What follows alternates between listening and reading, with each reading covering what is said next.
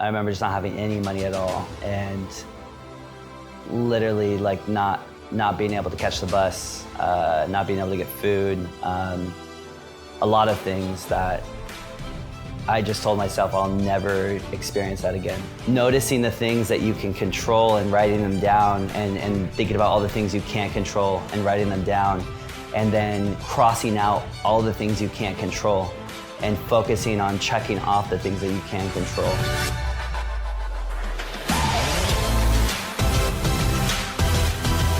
Awesome, welcome to the 17th episode of In Full Effect. Today we have Tyler here with us and we're at Brick and Barrel.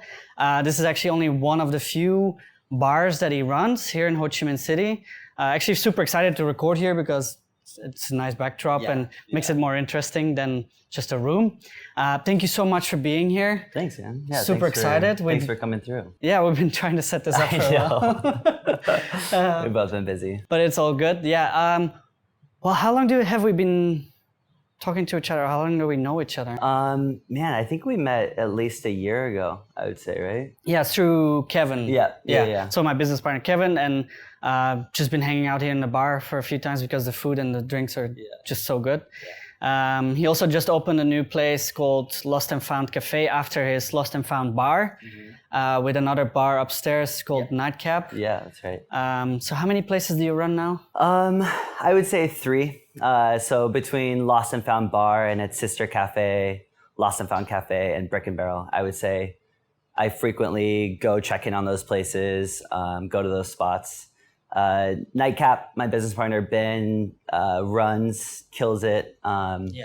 And so there's some things now that I feel like I need to focus on more, and some other things I don't really need to focus on as much. But I would say three businesses now. Yeah. Cool. Yeah. And then what time span is that? 2 years. So you started out all in 2 years. Yeah. Lost and Found was like supposed to happen January 2020, and then the lockdown happened. So we ended up opening in May, and then the next May we opened Brick and Barrel, and then this last month or 2 months now we've opened the cafe and Nightcap. So that's crazy. Yeah. So you're from Seattle? Yeah, I say that. I'm actually from Ellensburg, Washington, but nobody knows where that is or what that is. But same I state, right? Yeah, same state. It's just a couple hours from Seattle. And I lived a majority of the time in Seattle. So yeah, Seattle. Cool. Sure. Also father of one, yes, little Elliot. That's right, yeah. Cutest thing. Just had him 11 months ago, almost a year old. Oh, exciting. Yeah, I'm super stoked to get into this. Just a few reasons that I want to get you on is like pick your brain on a few things because like you have a hustle mentality. I know like we've been talking about your past back in Seattle, how you started up and how you just started from very little and then try to build up, and just everything you do here, instead of saving up money, for example, you just whip it all in the next business and trying to build. Yeah, my wife kind of, is frustrated with me for that.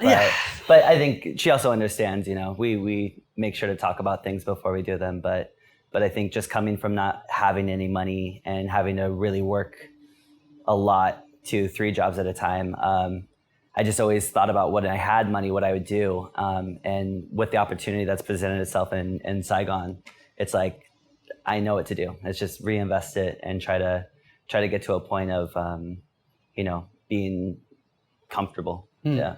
Nice. Which isn't easy when you run multiple businesses. Yeah, during a very difficult time in a vibrant city, luckily. Yeah, absolutely. What endorses a lot of like young businesses, I would say, like Ho Chi Minh really supports that, or the people in Ho Chi Minh. Yeah, absolutely. Especially when we saw all that time period, like almost 2 years of no tourists, and just watching like a big local following happen. That's actually amazing. I feel like Saigon is very community driven. So when people like something, they definitely like spread the word, and it gets noticed pretty quick. That's why the thing with Ho Chi Minh is like, we call it like, it's like a bubble, or like everybody knows each other some way. Absolutely, yeah. Even like 9.5 million people or more. Yeah. And it's like there's still... it's the expat community. Yeah, exactly. Yeah, for sure. That's pretty dope. So let's dig a little bit deeper of like, what's your background and how did you end up here? Yeah, so my background has kind of always been F&B since I was like 15 years old. When I was 15, yeah, I think I worked at Dairy Queen for a little bit, and then slowly started getting into, working in restaurants and bars and cafes. So in Seattle, it was, barista, bartender, barback, cafe manager, kitchen manager, all sorts of F&B roles. And I think there was a weird like monopoly mentality that I had where everything I did was just to pay for something that I had. And it was like car payments, insurance, all these things. So I felt like maybe those weren't the right jobs for me. And I moved to Vietnam like to teach just for a couple months. And then once I got here, I think I saw all this opportunity, and that passion for doing those things really came back. And I was like, yeah, that's something I think I could do here. But I didn't think it would be my own businesses, So that kind of was like really random to be able to save up enough money here and start something. Yeah. Yeah. So how long you been here now? 6 years in November. Oh, dang. Yeah. Yeah, the thing is, and that's funny, every time I interview people for the podcast in Ho Chi Minh, there's like, oh, I visited Vietnam, and then either they got stuck here and they just stayed here, or they went here for travels and just like, that's the one country I want to get back to. Yeah, for sure. Yeah, I just wanted to travel for 6 months to all the other countries in Asia, because it's like a nice central spot, and the debt to income ratio, especially for a teacher, is like extraordinary. So that was the plan. And then after like 6 months or something, I was like, yeah, I don't even want to go back to the US at all. So instead of keeping traveling, I just decided to stay here, and then met my wife, and we had our kid and started everything. So it was really just like a quick route. It's Yeah, like Vietnam does some crazy stuff too. Yeah, absolutely. Yeah, for sure. So what do you do on the, like we mentioned, you have a few places you run, but what is like your day to day? Ooh, no sleep. I get some sleep. My day to day is kind of like wake up, get baby to grandma's, open the cafe some days. Other times just run as many errands as I need to run. I have a lot of checklists every day of things that I need to do, shopping for the businesses or having meetings, interviews, podcasts, anything really. So I think my day to day is really day to day. It's never like Mondays meet with suppliers. Like, I used to be really used to that schedule in Seattle. It was like every day was meant for something, but here anything kind of can happen. And so it's a lot of putting out fires and sounds a lot of Vietnam. teachable moments and stuff. Yeah, exactly. Organized chaos. Yeah, for sure. And then late nights at the bars. Yeah. That's kind of like a weird lifestyle, because when I opened the cafe, I knew cafe like lifestyle and bar lifestyle are very different. Cafe lifestyle is getting up super early, 6 a.m., 5:30 a.m., whatever, and then crashing, at night. But for me now, it's like opening the cafe, maybe taking a nap, hopefully, and then going on to whatever bar I'm needed at, whether it's here. Staffing has been crazy. Yeah. There's been a lot of shifts I've had to pick up. So, so yeah, definitely late nights, 1 a.m., 2 a.m., sometimes 3 a.m. But I think, I knew what I was getting into and I decided to do that. So. And it's also not like forever, right? Like no, the absolutely. idea is to keep grinding. That's the goal is grind to the point where I have time, to kind of like be able to step away for a while. And just like manage we're going to the US in a couple of weeks, and it's like my first time leaving the businesses. It's like your babies. Yeah, and it's like 2.5 weeks of like, just like, okay, everything's gonna be fine. I don't need to freak out, even though I want to. So it's really getting to that point of just trusting. Honestly, I have the most badass staff I could ask for. And you have good business partners as well. And my business partners are super badass. Good friends too, which is really helpful. I've seen a lot of complications like with other people and their business partners. And I'm really thankful that the people that, I have in my circle as business partners are really laid back. You can trust them, and that's like really a big important thing, I think. So so yeah, with James here and Ben over there and everything and June, who I have a lost and found, I think I'm good to go. Yeah. That's good. Yeah, for sure.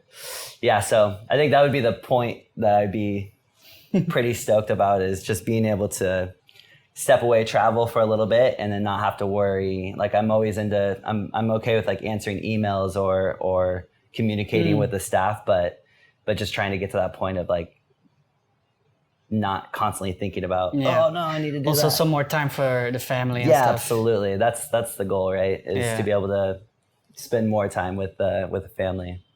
All right. So when you mentioned like you came to Vietnam not planning to do any businesses, so you learned a lot on the go, basically. Was there always a dream or a goal to start your own businesses and run a bar or something like that? Yeah, I think absolutely.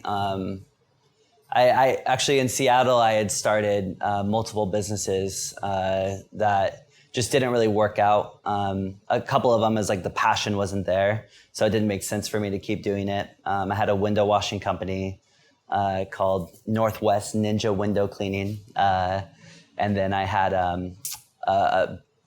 Lance Blanchard, this dude, hit me up. And he won the lottery for a marijuana business for I-502 recreational producer processor marijuana company, and asked me to be his partner in that.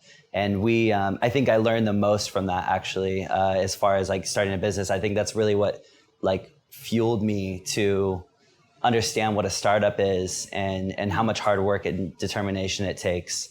And kind of not taking no for an answer and really grind it. Yeah. So yeah, I had tried other businesses before, and I knew one day I wanted to have a cafe or a bar or something, just because of my knowledge and management and stuff.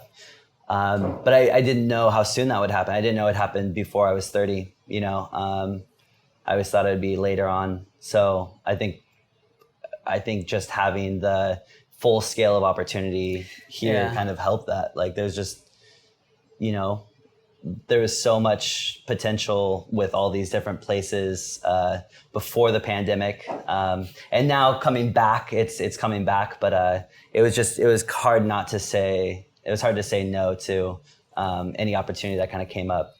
Yeah. Yeah, 100%. So besides like wanting like one day to open a business and things like that, what are like other dreams and goals for you, or what have been happening already and further like moving forward? Yeah, I would say the biggest dream I've had like previously was to have something of my own, some type of business, and to be able to support my family. Like I think a huge goal was to work hard for my mom and for my family back home.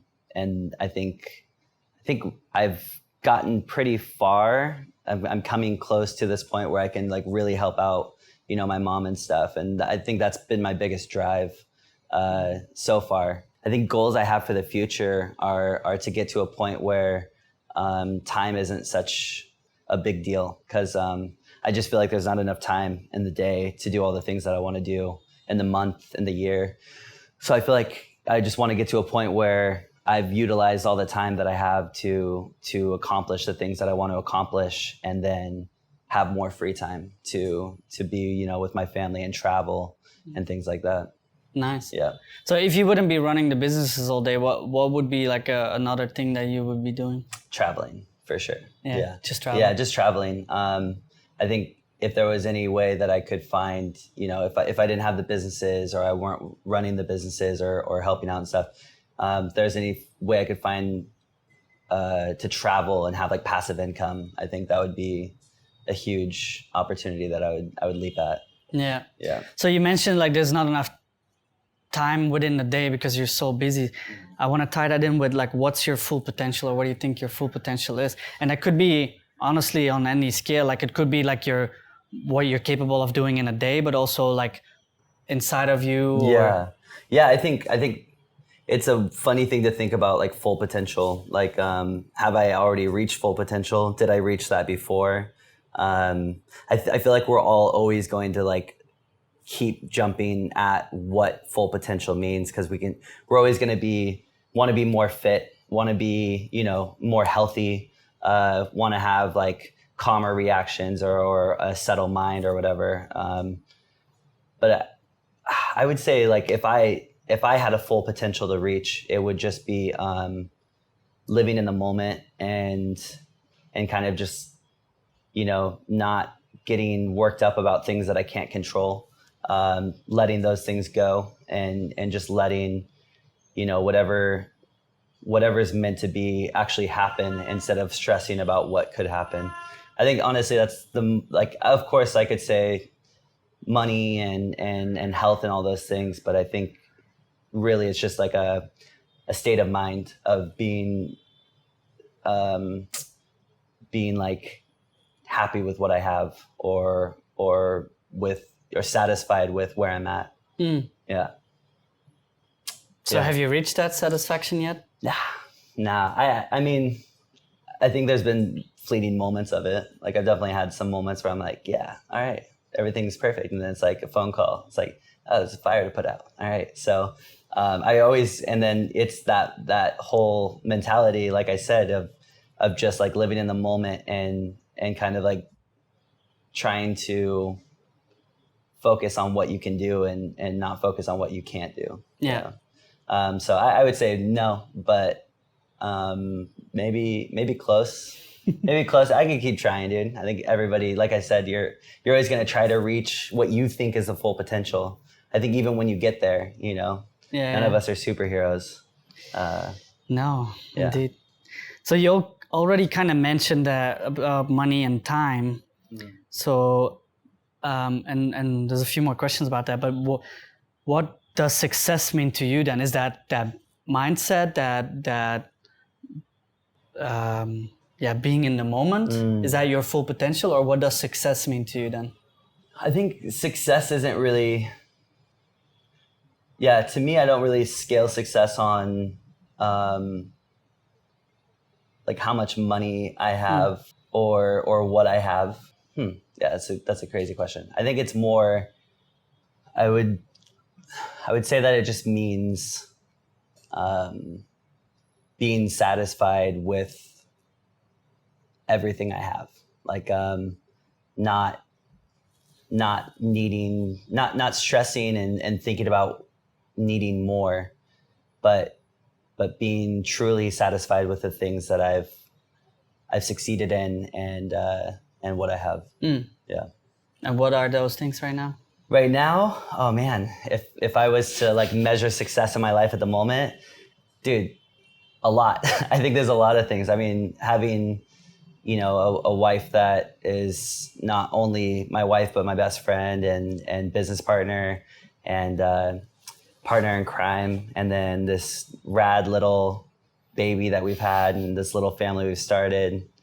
I'm very satisfied with everything that I've kind of created here. The businesses, the staff I have, my business partners, my friends, all those things I'm satisfied. However, there's always going to be some things I'm not, 100% on. And I think that's where I feel like success comes in, is when you do feel like everything that you think about is you're okay with it. And you've let the things go that you can't control and you're satisfied with all the things that you have. Yeah. I don't know if anybody's ever going to be satisfied with. Yeah, that's what I was about to say. Life, like, right? Even if you get to a point where you okay with it, isn't there like a next step that? Yeah. When are you okay? Exactly. That's like full potential, right? Yeah. When are you ever going to reach full potential if there's always something else that you feel like you can do better? Same with success. So I think it's just finding the peace in yourself to look at all the things that you've accomplished and feel satisfied and not feel like you need more. Like same goes for people with money, right? I feel like you have a lot of money and you start feeling like you need to be more successful because this other person has more money or they have a nicer car or, whatever it is. So it's like, yeah, just trying to reach this, I don't know, impossible like side of success.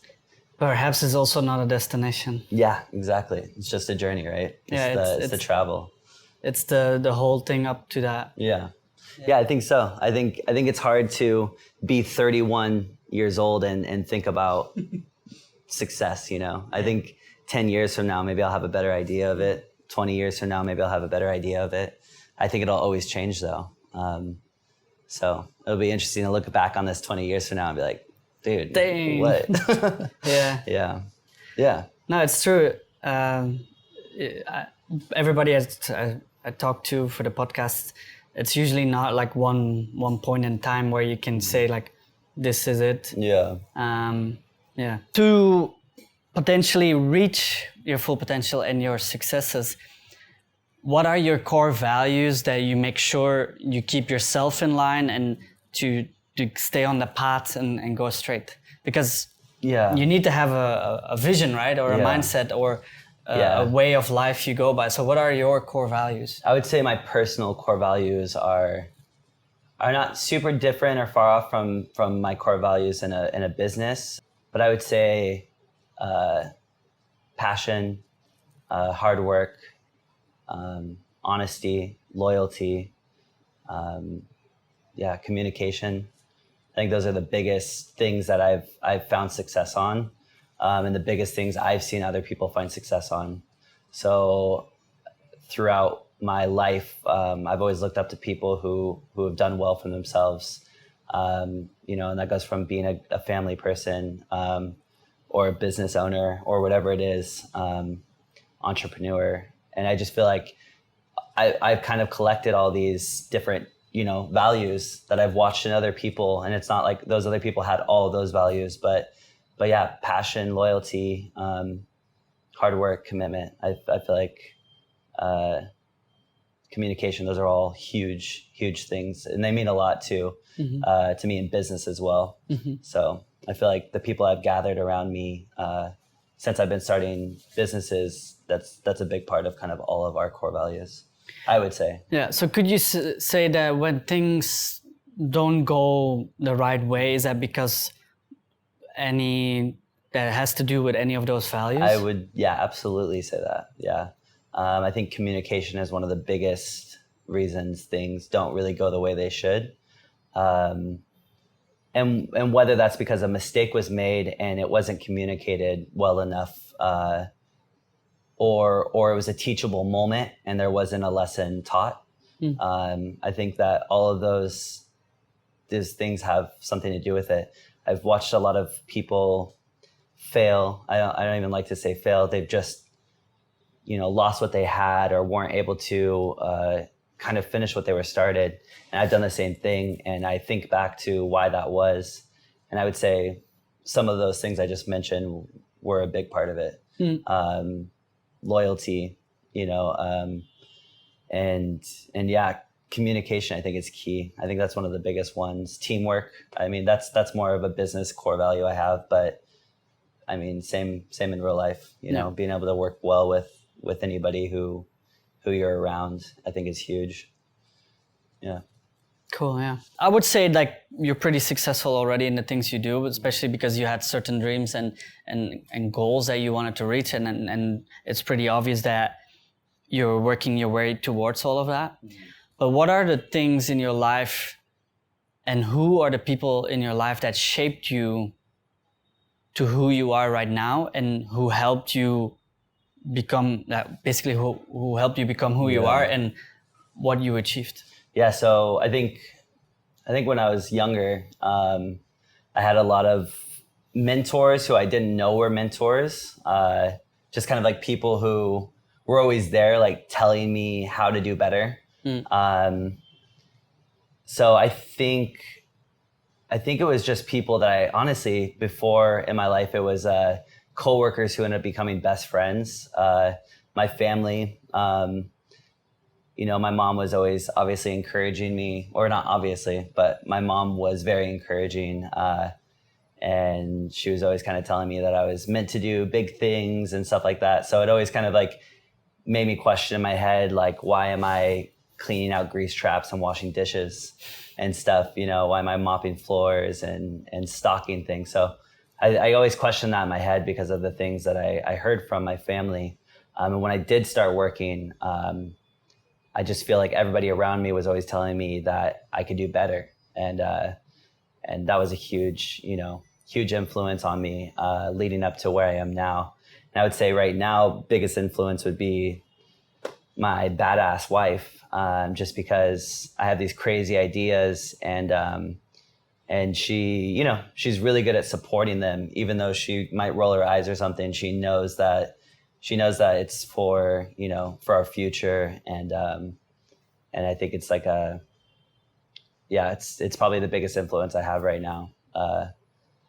Just being so far away from all my family and friends back home. And my friends here are very supportive. But I'd say, my wife has a huge influence on everything I do here. Mm. Yeah.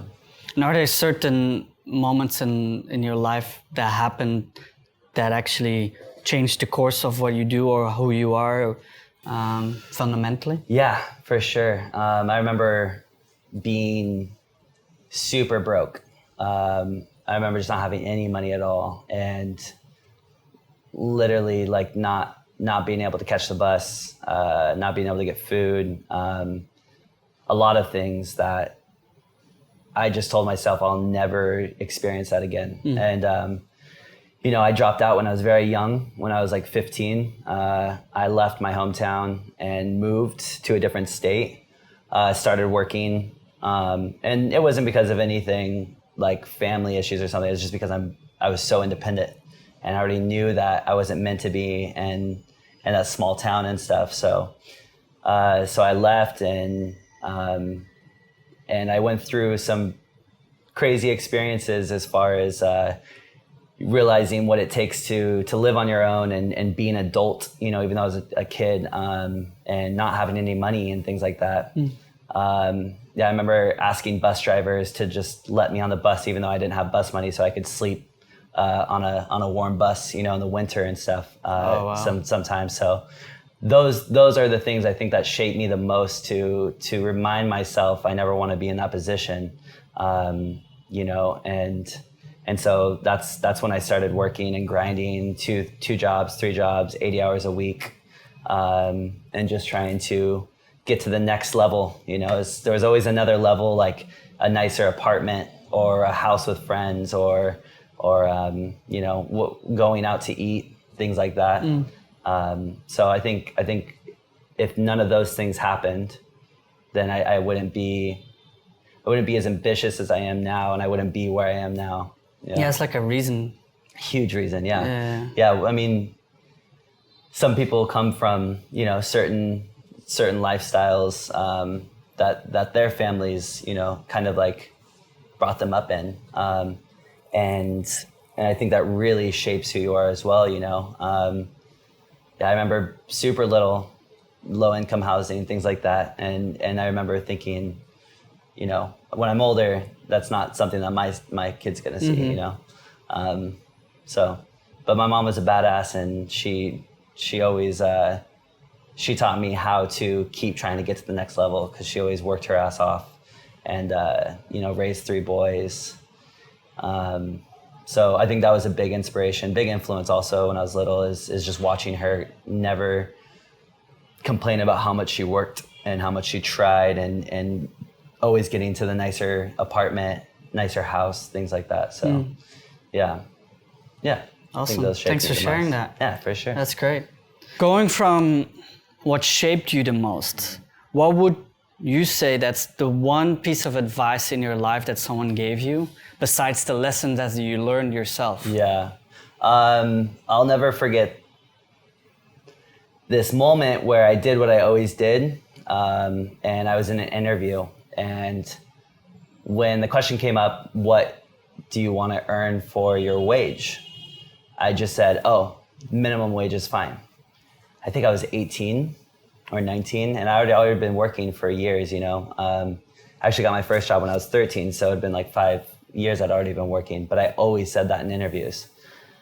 And the owner of this, tattoo shop, piercing shop, looked at me and she goes, "Did you just ask me for minimum wage?" And I said, "Yeah, just, whatever you want to pay me." She's like, "Let's try it again."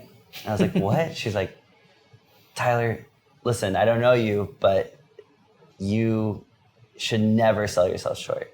And I thought that was crazy coming from somebody who's about to pay me. Yeah. It's like to not just accept the fact that I wanted the lowest amount possible. The bare minimum. So she said, "Shoot again. How much do you want to make per hour?"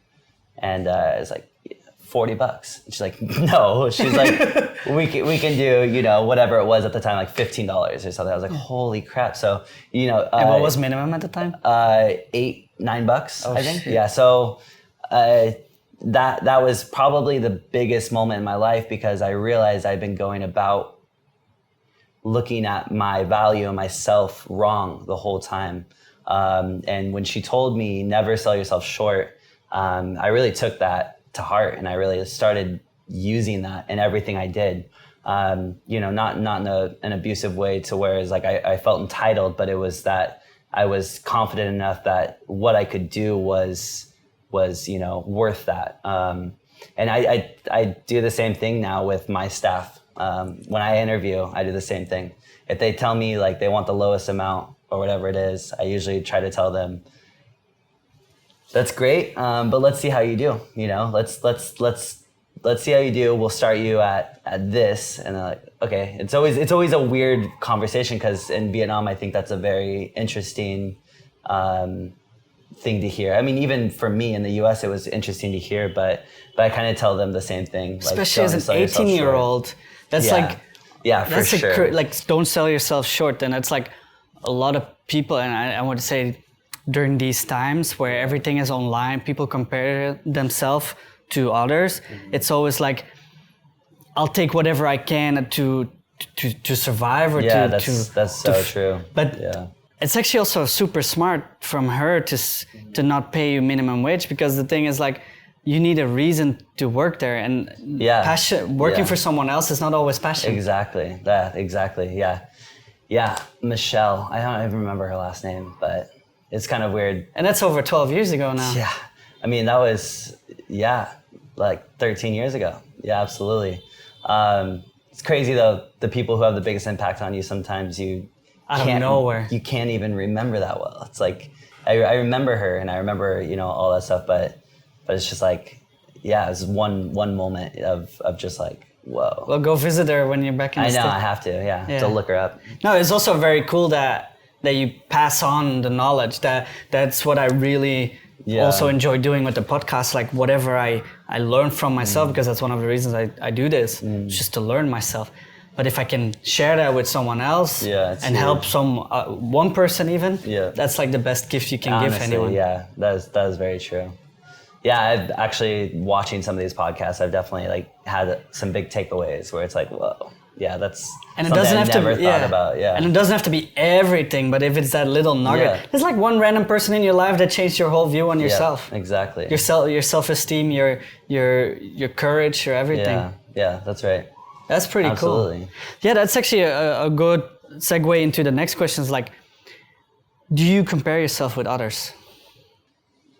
Yeah. Yes. Absolutely. I think that sounds like a very like a loaded question almost, like, because comparing yourself with others could be in a million different ways, right? It could be image, it could be success, it could be whatever. But I think that I thought about this before, and I think when I compare myself to others, it's people who I catch a really good vibe from, and they just like make me feel really good being around them, and I feel like super positive.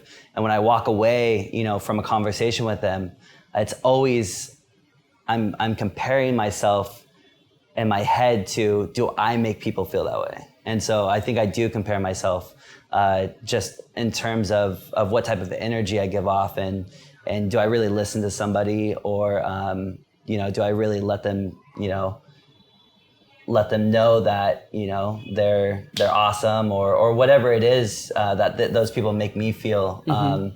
I think that's where I compare myself the most is just what type of vibe do I give off, and you know, even other people who are, you know, are pessimistic and negative and stuff. I compare myself to them sometimes too. You know, not in a negative way, just in a, you know, what not to do. Am I going to, you know, yeah, if I have a bad day, am I going to be like that, emit that type of energy, or, you know, yeah, so I call them energy vampires. You know, every time you hang out with them, it's kind of like a little bit of your energy gets sucked away. Yeah. So yeah, I do compare myself, but I think for vibes and stuff, I don't really think about anything else. But does that give you pressure in a way? Like when you, for example, meet someone that where you have a really good vibe with, it's like, damn, like, am I able to do that? Or like, is that something I do? I think sometimes, I think it's a good kind of pressure to have. I think it's like, you know, we're all going to be dealing with something, and I think it'd be disingenuous to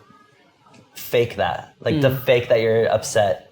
But how you go about letting somebody know that you're upset, and you know, are you just looking for attention, or are you like honestly feeling like maybe this person is somebody who can help me and looking for question or answers? So I think yeah, it's pressure, but it's more of I think it's more of a takeaway than anything, and it's more of a how can I do better? What can I do to get myself to that level of you know, whatever it is, carefreeness, or you know, just all around like positive energy, you know, whatever it is that I would compare myself for. But yeah, because we all have our days, and even though I could practice or preach something, that doesn't mean I'm going to practice it. So I think yeah, a little bit of pressure, not too much. So when you hire people, are those like the kind of things you look at with people, or how does that go? Yeah, I mean, absolutely. Attitude is huge. I feel like somebody walks in and they're stoked, having a great day, and you know, ready for the interview, and kind of giving off just like this vibe of answering questions, you know, confidently and stuff like that. I think that's massive for the hiring process and looking for what you want. But if somebody comes in and they just had like a motorbike accident, and it's raining and they're wet and they're miserable and they're late, and that, you know, I'm not gonna dismiss them because they had, you know, a miserable last 20 minutes or whatever it was. And if anything, I'm gonna try to be that person that I was talking about, who gets them to feeling like everything's good to go and happy and stuff. Because that's the only way I'm going to see them for who they truly are, and not in that little minute of, you know, like being upset. Yeah, fair enough. Yeah. It's like that saying of like 10% is what happens to you and 90% is how you react to it, Absolutely. Right? And how you deal with that. Yeah, that's so true. That's one of my favorite quotes and mentalities, basically. Yeah, that's a great quote. Yeah. Yeah, I actually forgot about that one. I heard it before, I think in a Goalcast or something. Yeah.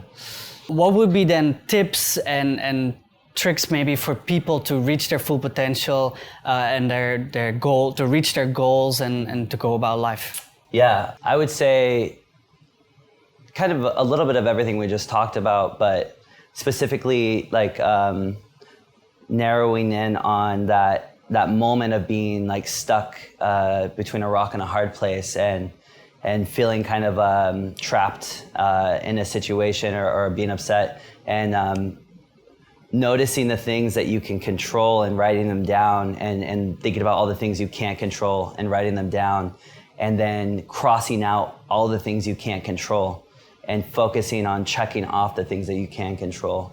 I would say no matter what you're dealing with, whether it's a big decision or a small decision, working through those things are going to get you to a place of feeling, I think, more confident and more prepared for whatever situation comes at you.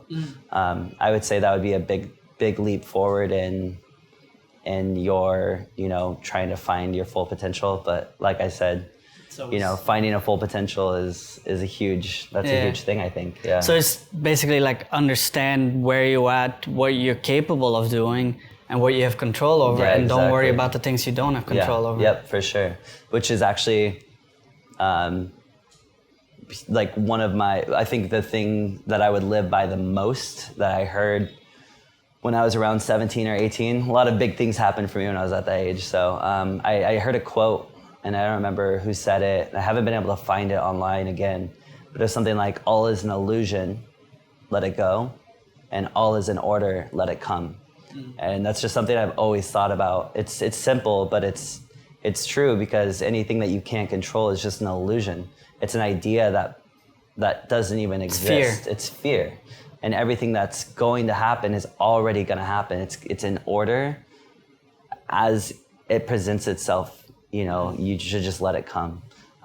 So that's something I've always thought about. Yeah. Yeah, that's really good. That's actually really good. Especially, and again, that's especially what the generations these days are like. They're so stressed about everything, and things need to happen, you know? Yeah, it's true. Yeah, I do feel like there's a lot of pressure on the shoulders of, like, you know, after teaching high school here for like 4 years, before I got into doing F&B here and stuff, all of my students, there's like so much pressure all the time. And, you know, I didn't teach philosophy, and I didn't, like, you know, I couldn't like always tell them the things that we're talking about right now. Yeah. But there was moments in a classroom where they're so stressed out about a final test or something. I remember just writing on the board something inspirational. Yeah. It's just a little thing. Mm-hmm. Or giving them the time in the day to you know, focus on what they needed to do. Yeah. But yeah, no matter what, we're always going to have these fears of what if we don't succeed, or what if we don't win, you know? And I think just letting go of that fear and just trying. It's good to fail. It's good to lose sometimes. Like, you just need to really get to the point where you feel like it doesn't matter if you win or lose, and you try, you know? I noticed that a lot because we worked with some international schools, and our daughter back in Sydney, who just graduated high school and into uni, and it was always like, they just stress about things that will happen, like what's gonna happen after school. It's like, it's gonna happen. Yeah. Why worry about it? Like, set things in place. Like, oh, I'm gonna miss my friends. It's like, yeah. Well, it's what it is, you know. Like, you're gonna make new friends. Yeah. Things like that. So, and it's here in Vietnam, and the international schools, all the same. Like, in the tests, like, I don't remember me having so much anxiety about in school, or like stress. I don't know what it is.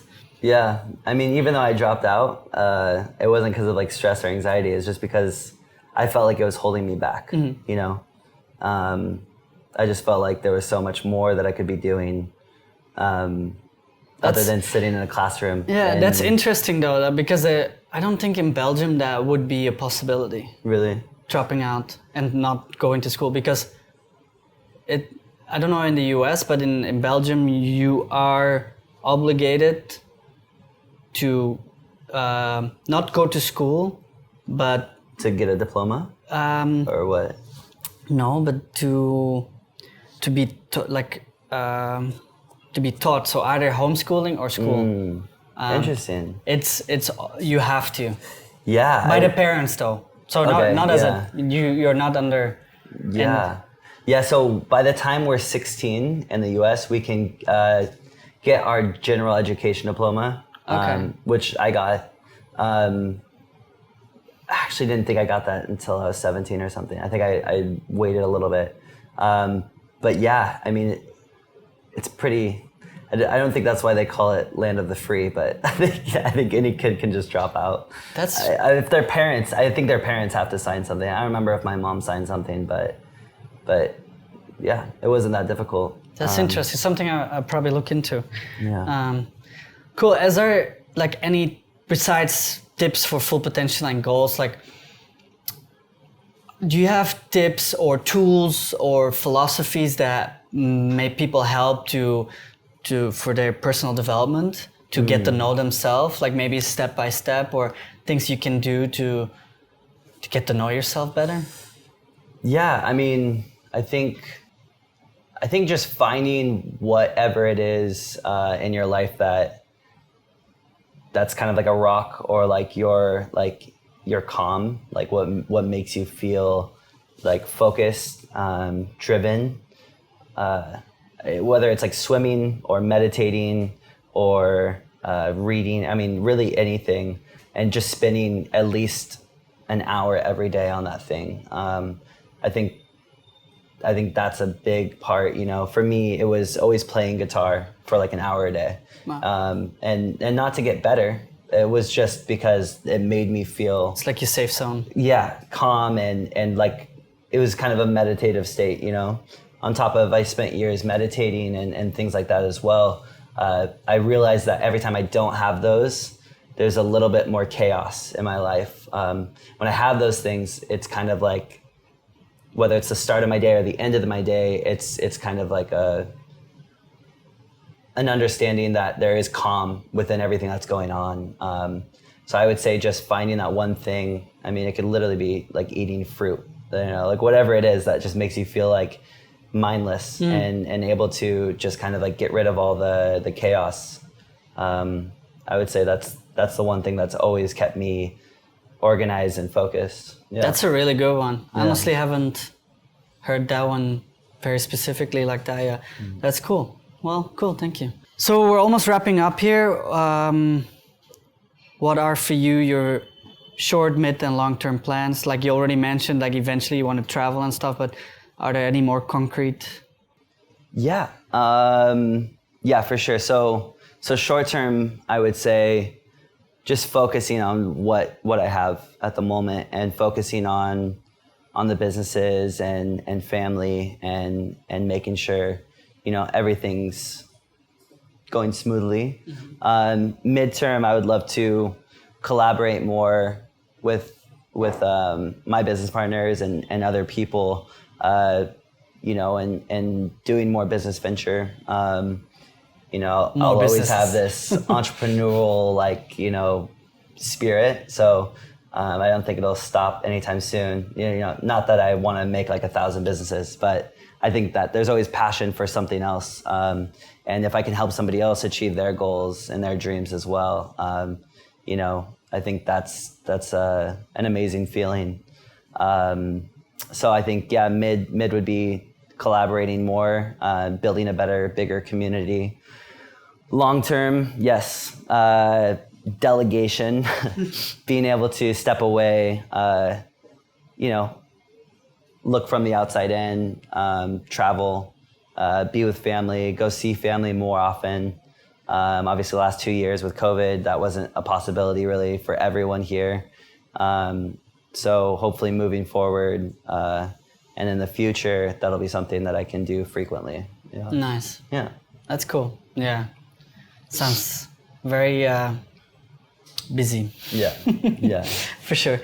Is there any favorite quote you have? You already mentioned a few. Yeah. So I would say that one, all is an illusion, let it come. All is in order, let it... Wait, other way. All is an illusion, let it go. All is in order, let it come. That's definitely my favorite quote, and something I think about often. I've always thought only a fool trips on what's behind him is a funny little quote, you know. Thinking about the past too much and getting tripped up on it is kind of... It's definitely something you can't change. Yeah. There's no way that you should focus on things that have already happened, that you can't fix, you know. But you can act on it. Absolutely, yeah. You can learn from those, and that's what you should do, right? Is think about how to improve that moving forward, but not going back and tripping over it and getting upset about it or whatever. So and stay stuck. Yeah, exactly. Awesome. Well, this was great. Where can the people follow you? Yeah. So Lost and Found VN. You can find that on Instagram or Facebook. Lost and Found Cafe Saigon. You can find on Instagram or Facebook. Nightcap Bar Saigon, Nightcap Saigon. You can find on Instagram, Facebook, and brickandbarrel.vn. Brick and Barrel. I think we have a .com domain. Yeah. But Brick and Barrel you can find on Facebook and Instagram as well. Sweet. And then me personally, I have Instagram, Tyler Maurice, Facebook. We'll Tyler Maurice. link down. Yeah. Yeah, if you want a mean pizza or whatever here in Brecken Barrel, it's dope vibe here. Definitely come over if you're in Vietnam.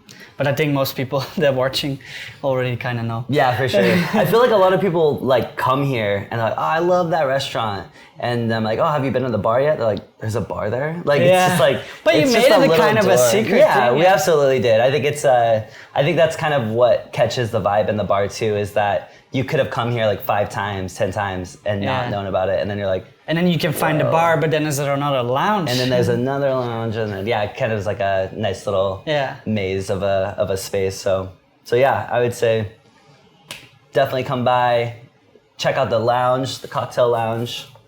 Yeah. Sweet. Well, thank you so much. Yeah, of course, dude. It's been great. Finally in the books. Yep. Done. Got it. Sweet. Done. Dope.